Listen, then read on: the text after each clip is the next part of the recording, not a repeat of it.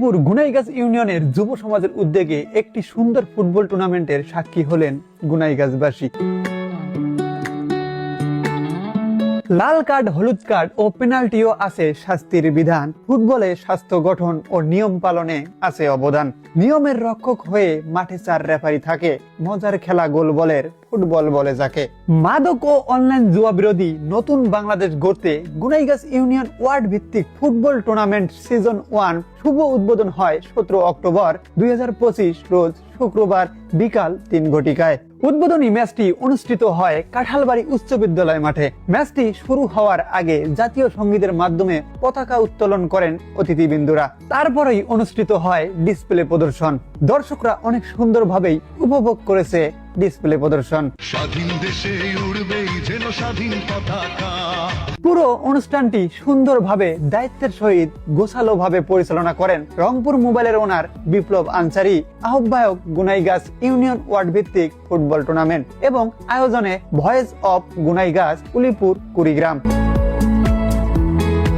Display প্রদর্শনের পরেই মাঠে নামানো হয় 2 দলকে। ম্যাচটি 1-1 গোলে ড্র হওয়ার পর শেষ পর্যন্ত গড়ায় টাইব্রেকারে। সেখান থেকে ম্যাচের ফলাফল নিশ্চিত করা হয়। উক্ত খেলা শুরু হওয়ার আগে দর্শকদের দেওয়া হয় একটি করে টিকিট আর লটারির মাধ্যমে পুরস্কৃত করা হয় 3 জন দর্শককে, যা রংপুর মোবাইলের পক্ষ থেকে প্রদান করা হয়।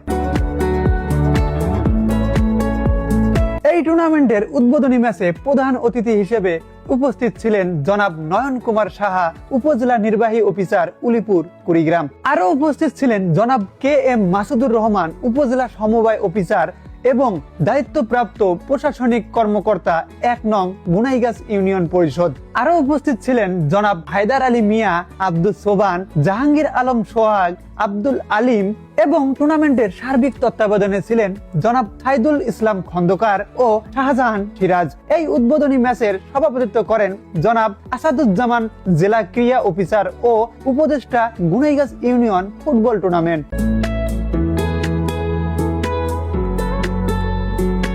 এই টুর্নামেন্টটি আরো বড় পরিসরে করার ইচ্ছা আছে আয়োজক কমিটির, কিন্তু এই স্কুলের মাঠটি ছোট হওয়ায় তা সম্ভব হবে না বলে জানান তারা। তবে উক্ত খেলায় উপস্থিত অতিথিবৃন্দ মাঠের সাথে পুকুরটি ভরাট করে মাঠটি প্রশস্ত করার আশ্বাস দেন। এতে করে স্থানীয় যুব সমাজ পাবে সুন্দর একটি মাঠ।